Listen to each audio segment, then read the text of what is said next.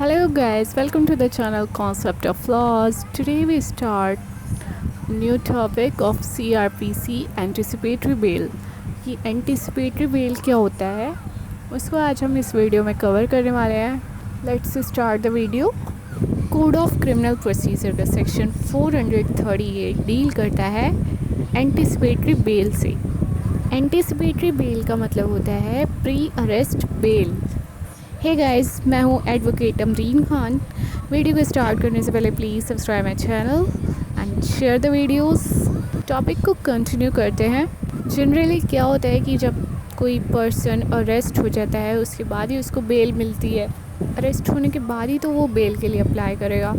Ordinary rule यही होता है कि अगर जो एक पर्सन एक बार अरेस्ट हो जाता है तो वो बेल के लिए अप्लाई करता है सेक्शन 437 के अंदर. बट कुछ ऐसे सेक्शन हैं जैसे कि ये सेक्शन है 438. जैसे ही पर्सन अरेस्ट होने से पहले ही बेल के लिए अप्लाई कर सकता है और वो और उसको डायरेक्शन मिल सकता है इस चीज़ के अंदर. तो ये कुछ ऐसे सर्कमस्टेंसेस होते हैं जिसको कि अब हम डिस्कस करने वाले हैं सेक्शन 438 के अंदर. इसको हम कहते हैं प्री अरेस्ट बेल. जो सेक्शन 437 में होती है वो होती है पोस्ट अरेस्ट बेल, जो कि अरेस्ट होने के बाद बेल मिलती है. बट इसमें अरेस्ट होने से पहले ही बेल मिल जाती है. क्या होता था कि जैसे कुछ पावरफुल लोग होते थे, राइवल्स के होते थे, अब उनके किसी से मतलब दुश्मनी होती थी तो वो उसको अरेस्ट करवा देते थे. किसी झूठे केस में उसको अरेस्ट करवा देते थे और चाहे वो 1 दिन के लिए हो, 2 दिन के लिए हो, 3 दिन के लिए हो, पर वो अरेस्ट हो तो गया है ना पर्सन, और उसकी इस टाइप से बदनामी हो गई है, उसको काफ़ी दिक्कतें आ गई हैं, उसका मीडिया में नाम ख़राब हो गया है. तो इसलिए ये जो सेक्शन है सेक्शन 438 ये लाया गया. तो ये सेक्शन डील करता है एंटिसिपेटरी बेल से. तो इसमें क्या कहा गया है कि कोई पर्सन उसको लगता है कि वो अरेस्ट होने वाला है नॉन बेलेबल ऑफेंस के अंदर, कि जो जिसमें ये बेल नहीं होती, मतलब अज़मानती अपराध होते हैं, नॉन बेलेबल ऑफेंस होते हैं, उसके अंदर वो अरेस्ट होने वाला है. तो वो पहले ही क्या करेगा कि सेशन कोर्ट में या फिर हाई कोर्ट में ये एप्लीकेशन डाल देगा एंटिसिपेटरी बेल की. उसको डायरेक्शन दिया जाए कि वो जैसे ही अरेस्ट होता है तभी उसको बेल मिल जाए, बेल प्रोवाइड की जाए.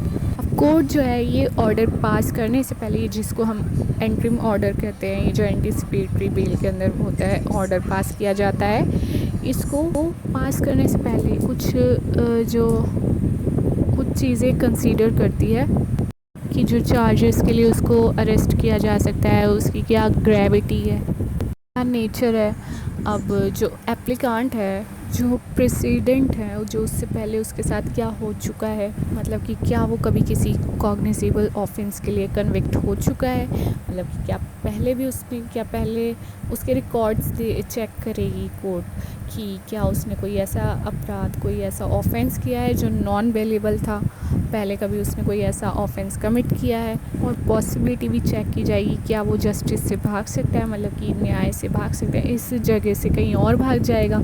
जैसे होता है ना कि ऑफेंस किया और अपने आप को छुपाने के लिए कहीं और भाग जाता है, किसी और कंट्री में, फॉरेन कंट्री चला जाए, इस टाइप का कोई मैटर है. और ये चीज़ भी कंसीडर की जाएगी कि कहीं किसी को नुकसान पहुंचाया जा रहा है, उसको अरेस्ट करवा कर किसी इनोसेंट को अरेस्ट करवाया जा, क्रिमिनल मशीनरी यूज़ की जा रही है, मतलब किसी को ऐसे ही अरेस्ट करवाया जा रहा है, कहीं उसको नुकसान पहुंचाने के लिए तो नहीं किया जा रहा है. ये सब चीज़ें कंसीडर करने के बाद कोर्ट जो है वो एप्लीकेशन रिजेक्ट भी कर सकता है और इंटरिम ऑर्डर पास भी कर सकता है. तो इसी को कहते हैं एंटिसिपेटरी बेल. सपोज़ कि एप्लीकेशन रिजेक्ट कर दिया है कोर्ट ने, तो जो ऑफिसर इंचार्ज है पुलिस स्टेशन का, उसको ये पूरा राइट है कि वो उस पर्सन को अरेस्ट कर ले. अब इसका सब सेक्शन 1A क्या कहता है कि कोर्ट जो है 7 दिन पहले पब्लिक प्रोसिक्यूटर को नोटिस भेजेगी, और जो ये सुपरिटेंडेंट पुलिस ऑफिसर है उसको नोटिस भेजेगी, उनको सुनेगी क्या हमें ये ऑर्डर पास करना चाहिए एंटिसिपेटरी बेल. एक केस था Balchand Jain versus state of Madhya Pradesh 1967 का. इस केस में कोर्ट ने ये कहा कि जैसे ही एंटिसिपेटरी बेल है, ऑर्डर जो पास किया जाता है, ये जो पब्लिक प्रोसिक्यूटर है और एसपी है, उनको उनकी मतलब सहमति से पास किया जाता है। तो लेकिन कुछ ऐसे सरकमस्टेंसेस अगर हैं कि जो कोर्ट है वो एक्स पार्टी भी ऑर्डर पास कर सकती है, मतलब एक पक्ष भी खुद ही ऑर्डर पास कर सकती है। ये चीज़ इस केस में कहा गया था। अब हम देखते हैं सबसेक्शन 1B, एप्लीकांट का कोर्ट में प्रेजेंस होना, मतलब कि कोर्ट को अगर ये लगता है कि जो एप्लीकांट है उसकी प्रेजेंस ज़रूरी है। सेशन कोर्ट ऑफ सेशन और हाई कोर्ट इस चीज़ के लिए डायरेक्शन देगा, मतलब कि एंटिसिपेटरी बेल पास करेगा। तो वो कुछ इसमें कंडीशंस भी लगा सकते हैं, जैसे कि इन्वेस्टिगेशन की जब भी ज़रूरत होगी उसको अपीयर होने की, तो उसको अपीयर होना पड़ेगा इन्वेस्टिगेशन के टाइम पर या फिर कुछ इंक्वायरी के टाइम पर। मतलब कि जिस पर्सन को एंटिसिपेटरी बेल दिया जा रहा है उस पर्सन की जब भी ज़रूरत पड़ेगी, रिक्वायरमेंट पड़ेगी पुलिस को, तो उसे अपीयर होना पड़ेगा। कुछ कंडीशंस तो वही रहेंगी जो कि सेक्शन 437 के सब सेक्शन 3 में रहती हैं। उसमें ये भी दे रखा है कि जो गवाह हैं, विटनेसेस हैं उनको धमकाएगा नहीं, उनको मतलब कि डरा धमका कर उनको उनके स्टेटमेंट नहीं चेंज करवा सकते हैं, एविडेंसेस प्रूफ्स नहीं मिटा सकता है, ये सब वो नहीं करेगा। ये भी एक कंडीशन लगाई जाएगी कि वो इंडिया छोड़कर कहीं बाहर नहीं जाएगा, बिना कोर्ट की इजाज़त के इंडिया से बाहर नहीं जा सकता है। इसके बाद अगर वो पर्सन अरेस्ट होता है तो उसको फ़ौरन बेल मिल जाएगी। उसके अगेंस्ट कोई वारंट इशू करना चाहता है तो वो बेलेबल वारंट ही इशू करेगा। अब इसके बाद जैसे कोर्ट के डिस्क्रिशन की बात आती है, डिस्क्रिशन की, तो उसमें क्या होता है कि एक केस था state of Punjab versus Gurbaksh Singh Sibia का 1982 का। इसमें कुछ पॉइंट्स दिए कोर्ट ने कि कोर्ट क्या क्या चीज़ें कंसीडर कर सकती है डिस्क्रिशन के अंदर।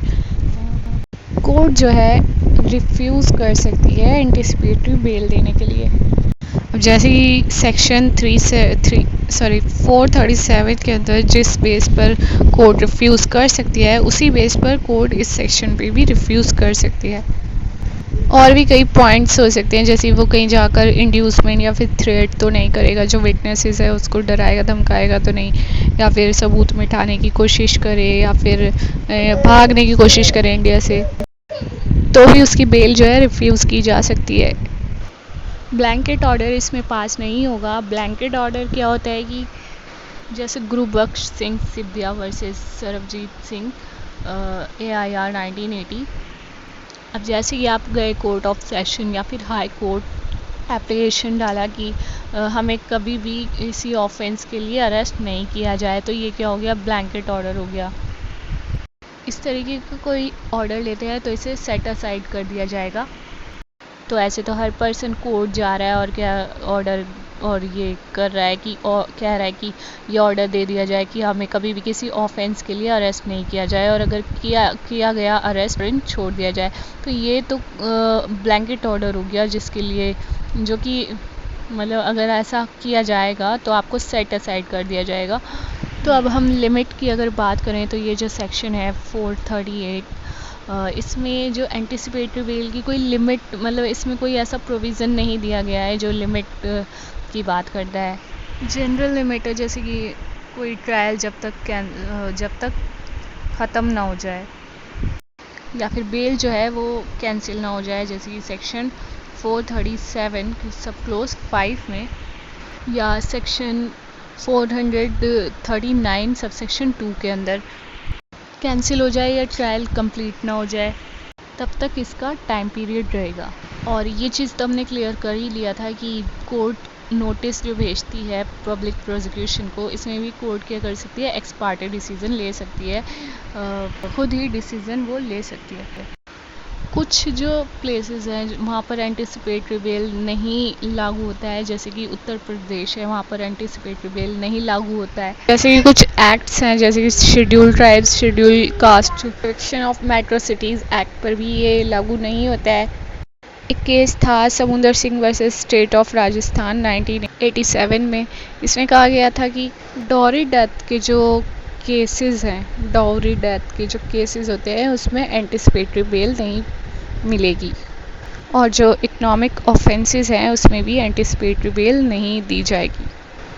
तो ये जो हमारा एंटिसिपेटरी बेल का टॉपिक था ये ऑलमोस्ट कंप्लीट हो गया है। सो गाइस, मिलते हैं नेक्स्ट वीडियो में, तब तक के लिए बाय बाय, टेक केयर।